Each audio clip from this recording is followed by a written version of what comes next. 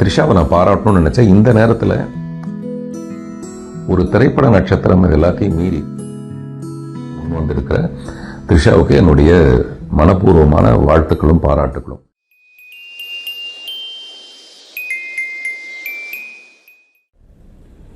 Rolling both the cameras. Hello, mic testing 1 2 3 3 3. ஷார்ப்பாக இருக்கா மைக்கு? என்னதான் நம்ம ஷார்ப்பாக புத்தி கூர்மையாக மைக்கில் பேசினா கூட மைக்கில் பேசிட்டதுனால அது புத்திசாலித்தனம் ஆகிடாதுங்கிற ஒரு பழி மேலே இருக்குது. அதனால் நான் ஒரு வேளை முட்டாள்தனமாக பேசினா கூட அதை புத்திசாலித்தனமாக டிரான்ஸ்லேட் பண்ணி கொடுக்க வேண்டியது உன்னுடைய பொறுப்பு. Okay, deal. ஹாய் ஃப்ரெண்ட்ஸ், நல்லா இருக்கீங்களா? தவறு என்பது தவறி செய்வது, தப்பு என்பது தெரிந்து செய்வது. தவறு செய்தவன் திருந்த பார்க்கணும், தப்பு செய்தவன் வருந்தி ஆகணும்.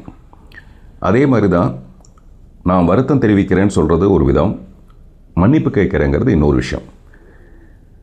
ஒரு நிகழ்ச்சியில் ஒரு தவறு நடந்துட்டதாக நான் உணர்கிறேன். உண்மையிலேயே அது தவறி தான் நடந்தது. நான் மேடையில் மிஸ்டர் விஜயை பற்றியோ அஜித்தை பற்றியோ பேசிகிட்டே இருக்கும்போது திடீர்னு வேறு ஒரு ஃபோட்டோ வந்தது. அந்த ஃபோட்டோவை பார்த்த உடனே நான் என்ன பேசுகிறதுன்னு எனக்கு தெரியல. உண்மையிலே கொஞ்சம் திகைச்சு போயிட்டேன். அதான் உண்மை. குற்றம் சுமத்துற மாதிரி அவங்களுடைய ஃபோட்டோவை போட்டு நான் பேசணுன்னு ஆசைப்பட்டேங்கிறது 100% பொய். அப்படி நான் யார்கிட்டையும் அடிமை இல்லை, யார்கிட்டையும் காசு வாங்கிக்கிட்டு அப்படி ஒரு நிகழ்ச்சிக்கு போகவும் இல்லை, இப்போ இல்லை, என்னுடைய மரணம் வரைக்கும் நான் அதை செய்ய போகிறது இல்லை. காசு வாங்கிட்டு எந்த கட்சியிலும் போய் சேர போகிறது இல்லை. காசுக்காக நான் எந்த தவறையும் செய்ய போகிறது இல்லை. அப்படியே ஒருவேளை இந்த ஃபோட்டோவை போடுங்க நான் பேசுகிறேன் அப்படின்னு சொன்னால், ஒரு மகளிர் தினத்தன்னைக்கு நான் யாரெல்லாம் சொல்லணும்னா, ஒரு வேலு நாச்சியாரை பற்றி பேசலான்னு ஆசைப்படலாம், டயானா சார்ல்ஸை பற்றி பேசணுன்னு ஆசைப்படலாம், நான் எப்போவுமே பேசுகிற மதர் தெரசா அவர்களை பற்றி நான் மறுபடியும் ஒரு தடவை பேசுகிறேன்னு ஆசைப்படலாமே தவிர, இப்படி நான் ஆசைப்பட்டேன்னு சொல்கிறது சரியில்லை. ஓகே, அப்படி அந்த ஃபோட்டோவை பார்த்த உடனே எனக்கு என்ன சொல்கிறதுன்னு தெரியாதப்போ பக்கத்தில் குந்தவை குந்தவைன்னு ஒரு பிரியங்கா சொல்லிகிட்டே இருந்தாங்க. ஏன்னா அது பொன்னியின் செல்வனில் அந்த கேரக்டராக இருந்ததுனால எனக்கு டக்குன்னு அது ஒரு வார்த்தை ஜாலமாக என்ன தோணுச்சு அப்படிங்கிறத மீறி, அந்த நான் நிகழ்ச்சிக்கு வந்திருக்கும்போது கலைவாணர் நகரத்தில் இன்னும் ஒரு அரை மணி நேரம் அவங்க உட்காருங்கன்னு சொல்லும்போது நான் உட்காந்து மொபைலில் நோண்டிகிட்டு இருந்தேன். அப்போது திரு அந்தணன், வலைப்பேச்சில் இருக்கிற அந்தணன் அவர்கள் சொல்லிகிட்டு இருந்தார். இதே நிகழ்ச்சியை பற்றி சொல்லிகிட்டு இருந்தார்.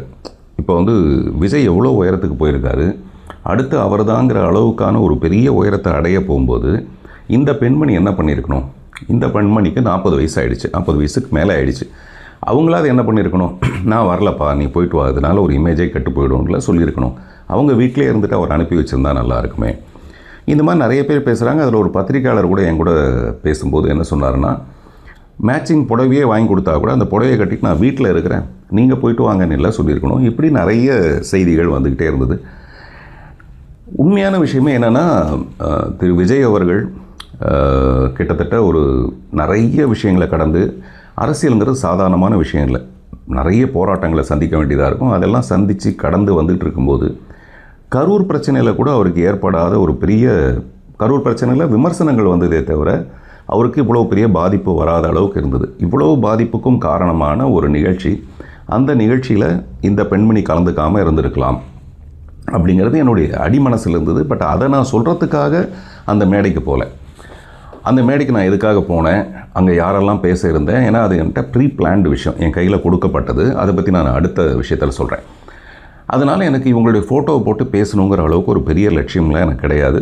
குந்தவை குந்தவைனோடனே இவங்க வீட்டிலே குந்த வச்சுருக்கலாம், வெளியில் வந்ததுனால பாருங்கள் எவ்வளோ பெரிய பிரச்சனை ஆகிடுச்சுங்கிறது ஒரு பெரிய ஆதங்கம், உண்மையிலே பெரிய ஆதங்கம், அவ்வளோதான். அதனால தான் நண்பர் சமுத்திரகனி கூட அவர் பேசும்போது, நீ யார்கிட்ட உன்னோட ஈகோவை காட்டுற, எதுக்காக இவ்வளோ பெரிய ஈகோ, யாரை மிரட்ட பார்க்குற நீ, எதுக்காக அப்படின்னு அவர் பேசுனது அவரும் காசு வாங்கிட்டு பேசலை. அவரும் ஒரு ஆதங்கத்தில், ஒரு அன்பின் மிகுதியில் தான் அவரை அறியாமல் பேசுகிற ஒரு விஷயமும். இதெல்லாம் நான் பார்த்துட்டு இருந்தது. அன்றைக்கி நான் போய் பேசிட்டு இறங்கி வந்ததுக்கப்புறம் நண்பர் பாண்டே அவர்கள் சொன்னார், அந்த குந்தவை விஷயத்தை மட்டும் நீங்கள் தவிர்த்துருக்கலான்ட்டு. நான் ஏன் சார் அப்படின்னு கேட்டேன். நீங்கள் பாருங்கள், நாளைக்கு பாருங்கள் அப்படின்னாரு. நான் உடனே இது எதுக்கு, நான் எப்போவுமே இந்த பிரச்சனைகளை விரும்பாதவன். அது எந்த பிரச்சனையாக இருந்தாலும் அதுக்கு உடனே ஒரு தீர்வு வந்துடணுன்ட்டு உடனே கலாட்டாவில் இருக்க அவங்க அருணா மேடமுக்கு ஃபோன் பண்ணி அவங்களுக்கு மெசேஜ் அனுப்பினேன். நைட்டு ரொம்ப நேரம் ஆகிடுச்சு, அப்போ நான் உங்களுக்கு கூப்பிடக்கூடாதுங்கிறதுக்காக மெசேஜ் அனுப்பி, தயவுசெய்து அதை டெலீட் பண்ணிவிடுங்க, அது எதுவிதமான விஷயத்தை எதுவும் ஏற்படுத்திட வேண்டாம்னு சொல்லிவிட்டு சொல்லிவிட்டு காலையில் பார்க்குறேன். காலையில் பார்த்தா வேறு ஏதோ ஒரு வீடியோ மூலமாக அது வெளியாக இருந்தது.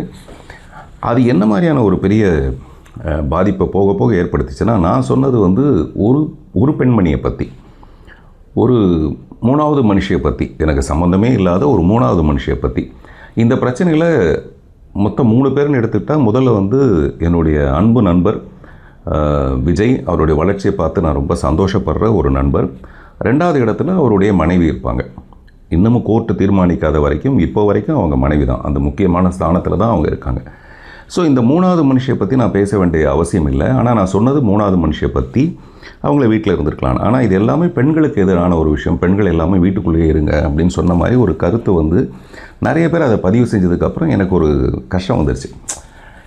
அவர் பாண்டே சொன்ன மாதிரி இதை நம்ம தவிர்த்திருக்கலாம், தவறு நடந்துருச்சுன்றதுக்காக நான் உடனடியாக அதை வந்து ஒரு பேடில் எழுதி, இந்த எழுதுகிற பழக்கம் என்னென்னா, நம்ம பேசும்போது, இப்போ நான் பேசும்போது தவறி போய் ஏதாவது வார்த்தைகள் வந்துடலாம், அது வரக்கூடாதுங்கிறதுக்காக ப்ராப்பராக எழுதி அதை ரெக்கார்ட் பண்ணி வச்சுக்கிட்டு, ஒரு கோழி சேவலை வச்சுட்டு அந்த ஹாப்பி உமன்ஸ் டேக்கு ஒரு ஏஐ மூலமாக ஒரு வீடியோ செய்கிறதுக்காக முற்பட்டு, மத்தியானமே இந்த ரெக்கார்டிங் எனது முடிஞ்சு போச்சு, என்னுடைய வருத்தம் தெரிவிக்கிற ரெக்கார்டிங். ஆனால் அது ஏஐ முடிகிறதுக்கு ராத்திரி 8 மணியோ 9 மணி ஆகிடுச்சு. இதெல்லாம் நான் பதிவு பண்ணி போடும்போது பை த டைம் எனக்கு அந்த ட்வீட் ஒன்று வருது. அந்த ட்வீட்டில் வந்து ஆர்கனைசர்ஸ் வந்து சொன்னாங்க, எனக்கு இந்த மாதிரி இவரே விரும்பி அந்த ஃபோட்டோவை போட சொல்லி அப்படின்லாம் வந்தோடனே நான் வருத்தம் தெரிவித்தது ரொம்ப சின்சியராக மனப்பூர்வமாக தான் தெரிவித்தேனே தவிர, இப்படி ஒரு ட்வீட் வரப்போகுதுன்னு தெரிஞ்சு தான் நான் வருத்தமே தெரிவிச்சிருக்க மாட்டேன். அதை பார்த்ததுக்கப்புறம் எனக்கு மனசில் ஏற்பட்ட விஷயம், இன்றைக்கி நான் இப்படி ஒரு வீடியோவை பண்ணணுங்கிற ஒரு உத்வேகத்தை எனக்கு ஏற்படுத்தியிருக்கு. ஹாய் ஃப்ரெண்ட்ஸ், இது சற்றே நீண்ட பதிவு தான். காரணம், ஒரு 3வது மனுஷியோட ஒரு 3ஆம் தரமான ட்வீட், அது எனக்குள்ளே ஏற்படுத்தின ஒரு பாதிப்பு.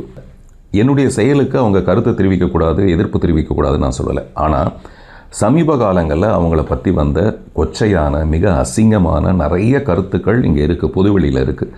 ஒரு கட்சியோட தலைவர் உட்பட அவங்கள பேசின விஷயங்களுக்கு, விமர்சனங்களுக்கு எல்லாத்துக்குமே அவங்க பதில் சொல்லியிருந்தாங்கன்னா நான் இதை வரவேற்றிருப்பேன். எதுக்குமே சொல்லாமல் எனக்கு மட்டுமே அவங்க கண்டனத்தை தெரிவித்ததுனால நான் வந்து வருத்தம் தெரிவிக்கிறேன்னு சொன்னதே தப்புன்னு நிறைய பேர் கண்டனம் தெரிவிச்சிருக்காங்க. நீங்கள் ஏன் சார் வந்து அதுக்கு வருத்தம் தெரிவிக்கணும், நீங்கள் ஏன் அதை மன்னிப்பு கேட்கணும்? அதில் நிறைய குரூப் ஆரம்பிச்சிருக்காங்க. வி ஸ்டாண்ட் வித் பார்த்திபன் ஒரு ஹேஷ்டேக்லாம் ஆரம்பிச்சிருக்காங்க. அந்த நண்பர்கள் எல்லாருக்கும் நன்றி. காரணம், இது என் நன்மைக்கு பக்கத்தில் நீங்கள் இல்லை, உண்மைக்கு பக்கத்தில் இருக்கீங்கன்றதுக்காக நான் உங்களை பாராட்டுறேன். அதில் என்ன உண்மைனா,